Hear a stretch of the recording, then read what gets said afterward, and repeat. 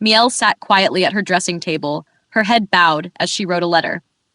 Meanwhile, high society was buzzing with unrest. Whispers of the recent poisoning spread through every gathering, filling the air with speculation. Lady Isis, how could something so cruel happen to such a gentle person? One noblewoman murmured. Have any of you even met this so-called villainess who supposedly deserved it? Another asked. My only hope is that Lady Aria's name is cleared soon, said Marquis Vincent. House Vincent is prepared to assist in finding the culprit, he added to Sarah. Annie, as instructed by Aria, was circulating the intended rumors among the nobility. A young maid disappeared after the incident and still hasn't been found. Isn't it obvious? Someone must be behind her actions, she whispered. Mia listened, silently thinking, someone's pulling the strings behind that maid. Before long, royal guards arrived at the estate to begin their investigation. If there's anyone in this household with a grudge against Lady Aria, it's Emma, Annie said quietly as the guard jotted down her statement. Most of the other servants she'd spoken to shared the same suspicion. Aria listened to Annie's report with a neutral expression. She trusted Annie's instincts and knew well the power of a well-placed rumor. What do you think, my lady? One of the guards asked carefully. Aria paused before answering. About Emma? Well, she probably thinks I'm damaging Miel's reputation, and in a way, I understand. I come from humble beginnings and I lack the grace Miel was born with. That's not true, a nobleman interrupted. Yes, another added, the servants all spoke well of you. They say you're kind. Aria fell silent briefly, then changed the subject. Have you spoken with Miel? No, the nobleman admitted. She said she wasn't ready to talk. I imagine this has all been quite shocking for her. She's always had a delicate constitution, but Miel is closest to Emma, so you really should speak to her, Aria said calmly. One of the guards whispered, maybe we should come back another time, but Aria interjected gently. Annie, their tea is going cold. Please bring them some warm tea, and perhaps fruit and cookies. There's really no need, one guard began, but Aria lightly clasped his hand, making him flush. You've gone to all this trouble because of me. I can't let you leave like this, especially in this cold. The guards hesitated, then nodded. Then, if it's not too much trouble. Once they were gone, Annie turned to Aria. Miss, do you really think Emma was behind this? Aria's gaze darkened slightly. I think she played a role. Annie shivered. Me too. After all, Emma was the one who sent me to you in the first place. But our relationship soured quickly. I realized you were right. I'm on your side now. Aria gave a slight nod. Then, changing the subject, she asked, by the way, how are you still getting fresh tulips every morning in winter? Annie looked puzzled. Didn't you order them, miss? They've been arriving each day with your name on them, so I put them in the vase. Aria's eyes widened. Wait, are you saying Asher has been sending them? Or even delivering them himself? Maybe he's using his power to come here unnoticed. She let out a quiet sigh, caught between flattered surprise and disappointment. I made it clear I wouldn't receive visitors, but I still hoped he'd come just once. Maybe I should stay up later. Suddenly, Annie stiffened. I think someone's here. Aria turned as footsteps paused outside the door. Her heart beat faster. I'm not expecting anyone. Who? The door creaked open. Master Kane? Kane should have still been at the academy, yet he stood before her, unreadable. I heard you were poisoned, he said in a flat voice. Aria met his gaze calmly and nodded. I see, Kane replied, his face reddening slightly. Get some rest. With that, he turned and left, leaving both Aria and Annie silent in surprise. What was that? Annie whispered. Aria frowned. I'm not sure. But he looked at me strangely. At lunch, the family sat together quietly. You missed your academy's graduation ceremony, even had an outfit prepared, Count Rochent remarked. It was just a speech. More importantly, I thought I should be here for the situation at home, Kane replied. If you're referring to Aria's case, the guards are handling it, though there's no progress, said the Count. Kane glanced toward Miel. Your eyes look a bit swollen. Did something happen? Startled, Miel looked away. No, Kane. Aria thought to her, everyone assumes Kane came home because of Miel, but is it really because of me? Her gaze met Kane's, making him flinch. Could it be? She wondered. Kane coughed, clearly flustered. Is he out of his mind? We're not blood-related, but I'm still his sister, Aria thought, startled. Well, Now I know he really is the Count's son. Just like his father. Still, she smirked inwardly. If Kane ends up ruining House Rosent from the inside, it'll be quite the sight. You don't have to worry about me, Kane, she said softly. I'm slowly getting better.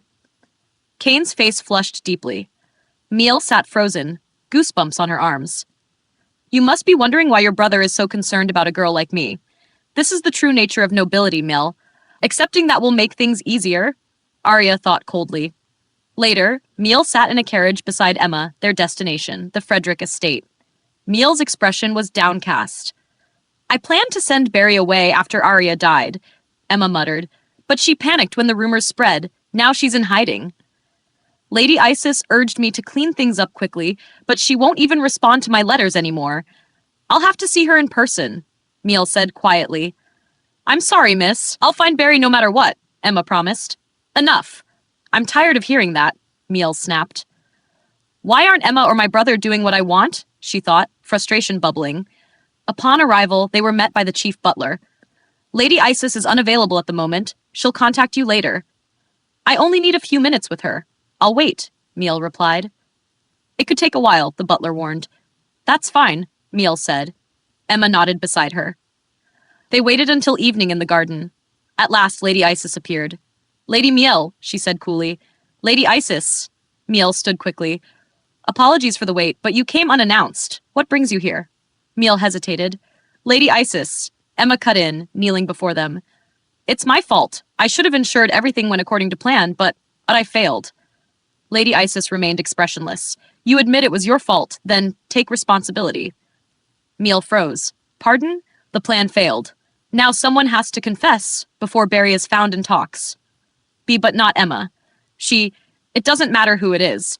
I trusted you with this, and it only created more trouble. The scapegoat doesn't matter. What matters is resolving the issue. Do you understand, Lady Miel? I do. I'll make sure it's handled, Miel said quietly. As they left, the butler brought a letter to Lady Isis. A letter has arrived for you, miss. She took it with a thin smile, Mentor. This must be the one I've been waiting for. The Crown Prince may have sent out a search party, but he won't ignore me forever, she thought. I'm looking forward to the future. Asterope. In Aria's room, John delivered urgent news. Miel visited House Frederick, he reported. Aria's brows furrowed. She went to House Frederick? Yes, John confirmed with a nod. Aria's mind raced. Isis should be too preoccupied with the chaos in the aristocratic party. Why would she entertain Miel now? After a moment's thought, she issued her command. Go back. Keep watch until Miel leaves. Yes, miss. John responded before quickly disappearing. Aria tapped her fingers against the armrest, lost in thought. Why would Lady Isis, with all her problems, bother with a former commoner like me? And Miel? Perhaps Isis isn't as powerful as I once thought. Isis had once ruled the aristocratic faction and even married the crown prince. But now, the future was shifting. A faint smile curved Aria's lips. I wonder what advice she's giving Miel right now. Suddenly, movement by the window caught her eye. She's back already? But it wasn't Miel. It was Kane. No wonder I felt uneasy, Aria thought. Kane's gaze met hers, unreadable and intense. Aria stiffened. Ah, right. He has feelings for me. It was convenient, sure. She never had to seduce him, but his lingering stares made her skin crawl. Receiving that kind of gaze from someone who's technically my brother, it's revolting. Just then, a gust of wind blew her shawl off the balcony. A maid rushed over. Oh no, Miss Aria's shawl? I'll have it washed. But Kane stepped forward. No, I'll bring it to her myself. Moments later, her door creaked open. Kane, thank you. You're so kind. She accepted the shawl, still dirty from the fall. He didn't even bother to clean it, just wanted an excuse to see me. Pathetic. Kane hesitated, still holding the edge of the shawl. If I let go, I'll have to leave, but I want to stay. His gaze drifted to the balcony. Don't lean over like that again. You could fall. Are you worried about me? Aria asked, tilting her head. Kane scowled. I just don't want to see anyone fall. A soft chuckle escaped her lips. If you have time, would you like some tea? He blinked, surprised. Of course. Later, in the parlor, Aria sipped her tea slowly. Sorry to keep you waiting. I was getting changed. The whole manor's probably in disarray because of me. Kane shook his head. That's not your fault. I even made you rush home. She sighed. It's all because of my lowly birth. Kane's tone darkened. Who said that to you? Even if it's true, no one has the right to hurt you. You vulgar, stupid girl. You're just like your mother. The memory of Kane's past insults echoed in her head. Really? Whatever you say. Kane looked stunned as she continued. When I turn 18, I'll leave. If I stay, I'll only cause more trouble for our family. What? You're not even married. Don't think about joining an abbey or anything like that. I'll take care of everything, so don't worry, he blurted, rising to his feet. Aria smiled sweetly, brushing his hand gently. You're so kind, Kane. I've been feeling anxious lately. You're the only one I can trust in this house. His cheeks flushed as her hand lingered. Not long after, Kane's voice rang through the halls. Send out more guards. How can none of you find a single maid? This is shameful. Miel flinched. But Kane, they're trying their best. He ignored her. Watching from afar, Aria smirked. You should have realized by now, Miel, something's slipping out of your grasp. Late into the night, Aria was still poring over documents. Miss, are you staying up again? Annie asked. You've been working so hard lately. I have to finish this, Aria replied. Why not hire help? Annie suggested. There's no need, Aria said. Rumors of my investments have started spreading. Now I'm even getting proposals from overseas. Without information from the future, I have to rely on my own judgment. It's taking longer than usual, but I can't stop now. You should sleep, Annie. All right. Good night, miss. As the door closed, Aria rubbed her eyes and glanced out the window. The moon looks brighter than usual tonight. A shadow stirred outside. Asher! Sure enough, the crown prince stood silently in the garden. He climbed onto her balcony and entered the room quietly. I'm sorry for coming unannounced, he said. Why were you out there? Someone might have seen you. I was going to leave this, but I saw you and couldn't help it. He held a bouquet in his hands. He's the crown prince, and he came here just to give me flowers? I heard what happened. I wanted to come earlier, but I was told you weren't accepting visitors. I'm fine now, Aria replied. I just wanted to see you. One day I found myself standing in the Count's garden and I realized something. I want a relationship where I can be by your side naturally. If you're willing, Lady Aria. Her heart pounded. How could I possibly be someone like that for him? He's only drawn to me because of the hourglass, isn't he? Would being with me make you uncomfortable, Lady Aria? No, it's not that. I'm of low birth. There are rumors. I always believed everything would work out if I tried hard enough. But when I'm with Asher, my confidence wavers. I would never judge you by those standards, he said. I just wanted to be honest about how I feel. I've only just realized how I feel about you, she whispered. Now I don't know what to do. Asher stepped closer. We've found the one who tried to kill you. They're in custody. Her eyes widened. What? I brought this letter. It has the culprit's identity and location. I didn't mean to burden you with my feelings, too. Wait, what if I do something to them? Asher smiled. Whatever you choose, I'm sure it'll be for a good reason. Aria, cloaked and resolute, stepped out of her carriage at a secluded location where Barry was held. As she approached the house, Asher's words echoed in her mind. Whatever you decide to do, Lady Aria, I'm sure there will be a good reason for it. Aria doubted his trust. He only says that because he doesn't know the real me, she thought. Yet something about him made her feel seen and accepted. Back at the Rosenta estate, Annie anxiously asked, Miss, are you going on a trip? Aria smiled knowingly. Someone else will be leaving, far away, and they'll never return. But as she waited, unease grew. She's late. Did she flee? Suddenly, a figure appeared. It was Barry, pale and trembling. Finally, Aria murmured, It's all right, Annie. She's my guest. Please give us some privacy. Once alone, Aria's tone turned cold. Why are you here, Barry? Why didn't you finish the task? Barry, desperate, asked, Is there really a way for me to live? Earlier, in the safe house, Aria had confronted her harshly, grabbing her hair and forcing her down. You thought you killed the villainess, didn't you? But here I am. Crying, you're no victim. You chose to serve someone else to spy on me. Barry, weeping, finally confessed.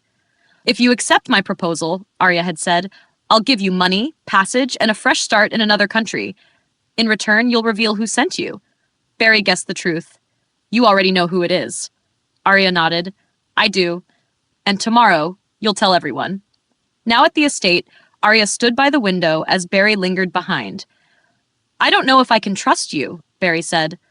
Look at that carriage. It has everything you need. Just do your part, and it's yours.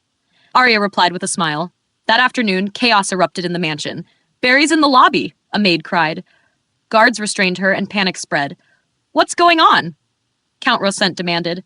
I have something to say, Barry stammered. Wait, Aria said calmly. Let's hear her out.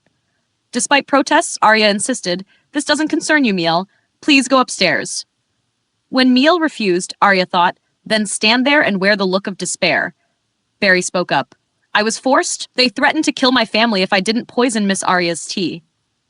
Gasps echoed through the lobby. I hesitated, but Miss Aria was kind to me. I couldn't do it. Aria nodded thoughtfully. I remember Barry acting strangely. I even told her to follow the path that brings her peace. The crowd began to murmur with sympathy. Then, who's the real culprit? The Count demanded. Barry pointed to Emma. It was her. Emma gave me the poison. Silence fell before Emma exploded in rage. You lying wench, she shrieked, lunging at Barry. Servants recoiled in shock, and Miel cried out in fear. As the chaos unfolded, Aria watched calmly, a faint smile on her lips. What a delightful sight, she mused. The mansion's grand hall was thick with tension. Maids struggled to restrain Emma, who seethed under Aria's calm accusation. You're the one who sent me to Lady Miel, weren't you? Aria said steadily. It's too late to deny it. Emma turned pale. You little... she snapped, but a maid quickly held her back. From behind, Kane stepped forward, placing a reassuring hand on Aria's shoulder. Don't worry, no one can hurt you now, he said gently. Aria looked up at him with a pitiful expression. An act. Inside, she sneered. You're the one who executed me in my past life. Miel stood frozen, her fear evident. But Aria was calm. Things are different now, she thought. When the guards restored order, the Count turned to Barry. Do you know where the poison came from? Yes, Barry replied firmly. Emma told me. I even kept a sample. The supplier can confirm who purchased it. Gasps echoed around the room. Emma's eyes darted wildly. That's nonsense, she shrieked. Aria smiled inwardly. Barry really hid the poison? Clever girl. But I can't forgive betrayal, no matter how helpful you've been. Then Aria collapsed dramatically. Emma must truly hate me. I deserve it for being awful, she murmured. Nonsense. Kane retorted. Emma will face punishment. Turning to Barry, the Count added, You'll pay for your crimes too. But, Barry stammered. Father, Aria interjected gently, she was forced. I might have done the same if my family were in danger. Kane hesitated, then sighed. You have a point. The tension eased. As Emma was taken away, whispers spread. Was Aria truly forgiving Barry? Aria turned to Miel with a taunting smile. Emma's like a mother to you, right? Why don't you beg for her? Miel clenched her fists, but said nothing. Later, Aria saw Barry off at the carriage. Thank you, miss, Barry whispered. I'll never forget your kindness. Be good, Aria replied, smiling. But as the carriage disappeared into the forest, Barry was soon stranded, the groom gone, along with her luggage. She panicked as wild growls grew louder. A wolf lunged from the bushes, ending her fate. The next day, Jessie handed Aria a letter. Barry sent this. Really? Aria said sweetly, She's dead. Mission complete. She deserved worse. Jessie murmured. Don't worry, Aria said calmly. Villains always pay. At the courthouse, Emma stood trial. The accused, Emma, is charged with attempted murder of Lady Aria Rosent. Do you plead guilty? The judge asked. Emma stayed silent. Nobles whispered as Aria was called to speak. There were many pleas for mercy, the judge said, but none justified her actions. Your opinion is final. No, Your Honor, Aria said firmly. Please make her pay, so no one else suffers. The court gasped. Then Emma shall be sentenced to death by hanging, the judge declared. Miel began hyperventilating. Aria leaned in. I know it was you who told Emma to poison me, she whispered. Miel collapsed. Take her to the hospital, the Count ordered. Kane rushed for help. So much for loyalty, Aria thought. Still, she'll fall just like the rest. As Lane arrived, he handed Aria a note. Someone is waiting for you. Outside, Aria read the note. It must be Asher. Kane approached. You're not going home? I have something to do. Just then, Asher appeared. Shall we go, Lady Aria? He asked. Appropriate to the original story. Aria stood in the court's hallway, adjusting the lace on her sleeve when a voice called to her. Shall we go now, Lady Aria? Asher asked gently. What? Go where? Kane interjected, his expression darkening at Asher's presence.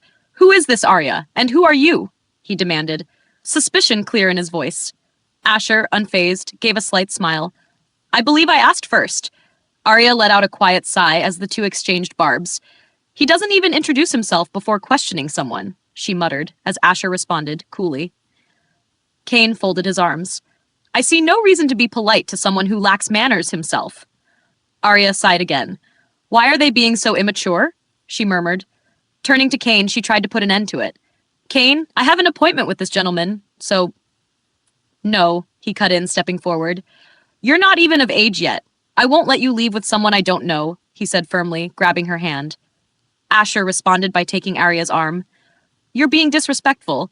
Lady Aria isn't yours to command. What did you just say? Kane snapped. Aria, clearly fed up, stepped in.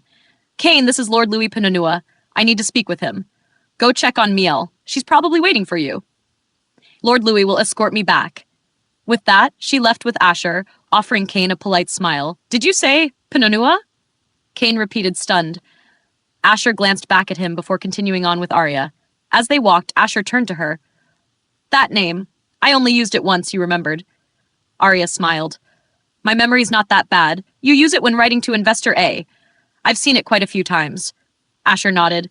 Did you come to see me today? She asked. Of course. I was worried, but I couldn't enter the court since the judges know who I am. I'm relieved you're okay. I even asked them to punish Emma properly. Does he still not think I'm a villainess? Aria wondered. Lord Asher, you think too highly of me, she replied. He met her eyes. Didn't you say something like that before? I did. Maybe I am the villainess everyone claims I am. He frowned. I didn't understand why you lacked confidence before. But now, after seeing your brother, I think I do. She glanced at Kane. He's my brother. Asher looked tense. Now that I think about it, I also acted poorly, grabbing your arm like that. You did, Aria acknowledged. I had my reasons then. Still, it was wrong. But my feelings haven't changed. I'm drawn to you, Aria. She was surprised by his honesty. I believe a person's heart can change depending on who they're with, Asher continued. I don't know the full truth about you, but I'm willing to accept you as you are. I hope you'll believe that. He gently took her hand. Aria looked at him, touched by his sincerity. So even without knowing everything, he still trusts me. As strange as it sounds, Asher added, it would almost be easier if you were a villainess. Then maybe there wouldn't be so many people crowding around you. Aria chuckled. Kane is just my brother. Asher tilted his head. He's not the only one I meant. She found his jealousy oddly endearing. Back at the raw-scent mansion, maids stood hesitantly outside Miel's room with a cold breakfast tray. She's still not coming out, one whispered. It's probably because of Emma's execution, another said. But we're doing our best. She must think we're useless just because we're not Emma. Shh, keep your voice down. Just then, Aria appeared. What are you all doing? Miss Aria. She noticed the untouched tray. She hasn't eaten and still won't let you clean. The maids hesitated. We're not sure what to do. This must be difficult, Aria said kindly. Jessie, bring these girls some tea. Tea? Jessie asked, surprised. They've been standing all day. If Miel needs them, they'll go. In the meantime, let them rest.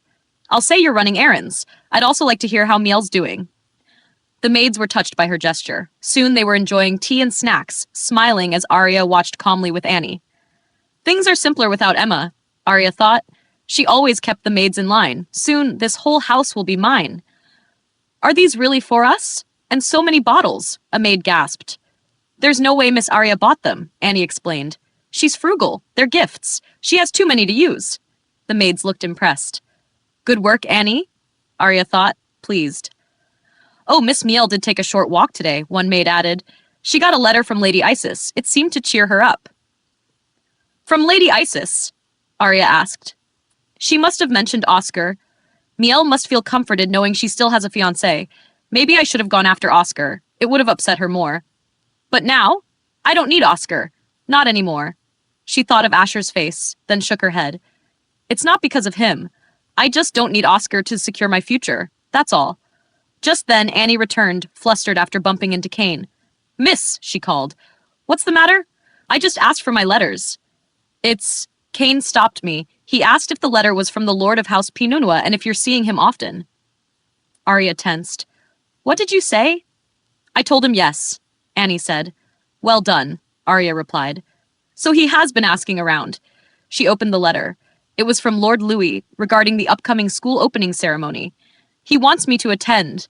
Is it time to reveal that Investor A is Asher? He's gaining political power, and having him beside me might help against Miel and ISIS.